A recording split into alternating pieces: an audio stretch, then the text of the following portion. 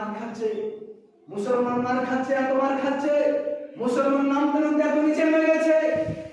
আপনাকে একটু উদাহরণ দিলে হয়তো বুঝতে পারবেন, আর একটু উদাহরণ দিলে হয়তো বুঝতে পারবেন যে আমরা মার খাচ্ছি কেন, আমরা মার খাচ্ছি কেন। আপনাকে উদাহরণ দিলে হয়তো বুঝতে পারবেন। ধরেন একটি মাঠে ফুটবল খেলা হচ্ছে, একটি মাঠে ফুটবল খেলা হচ্ছে, আর ওই মাঠে একটি ছোট্ট বাচ্চা ফুটবল খেলা দেখছে। একটি ফুটবলকে ওই ধারে থেকে যখন মারতো এই ধারে চলে যায়, এই ধারে থেকে যখন মারতো এই ধারে চলে যায়। ওরকম করতে করতে হঠাৎ করে ওই বলটা একটি ছোট্ট বাচ্চার কাছে এসে পড়েছে। ছোট্ট বাচ্চাটা বলটাকে হাতে নিয়ে বলছেন, এই বল তুই বল, তুই কি ওই দলের গরু চুরি করেছিস? এই বল তুই বল, তুই কি ওই দলের ছাগল চুরি করেছিস? তো তোকে মারে কেন? বল তখন বলে আমি ওদের গরু চুরি করিনি, আমি ওদের ছাগল চুরি করিনি। তো বল তো ওই ছোট্ট বাচ্চাকে বলছে, তুই যখন ওদের গরু চুরি করিসনি, তুই যখন ওদের ছাগল চুরি করিনি, তোকে মারে কেন?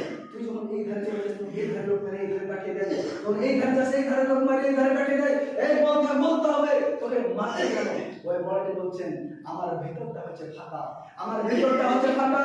আমাকে যদি এখন বালি দিয়ে ইট দিয়ে ভরে ভেতরটাকে পূর্ণ করে দাও, মাঠের ভেতর ফেলে দাও, আমার উপর কেউ আঘাত করবে না, কারণ ওরা জানে যে আমার উপর আঘাত করলে ওদের ক্ষতি হবে। আমার ভিতরে লোড করে বালি ভরে দাও, আমার ভিতরে ইট ভরে দাও, তারপরে মাঠের ভিতর ছেড়ে দেবো, একজন আমার ভিতরে আঘাত করবে না, কারণ ওরা জানে যে যদি আঘাত করা হয় তাহলে আমাদের ক্ষতি হবে। আমরা মুসলমান আজমার কাছে, কারণ আমাদের ভিতর থেকে আল্লাহকে বের করে দিয়েছি, আমাদের ভিতর থেকে রসুলকে বের করে দিয়েছি, আমাদের গ্রাম থেকে আল্লাহকে বের করে দিয়েছি, আমাদের ভিতর থেকে রসুলকে বের করে দিয়েছি, আমাদের ভিতরটা হয়েছে ফাঁকা। তাহলে আমরা খাওয়াটা খাবে না, আমরা খাওয়াটা খাবে না।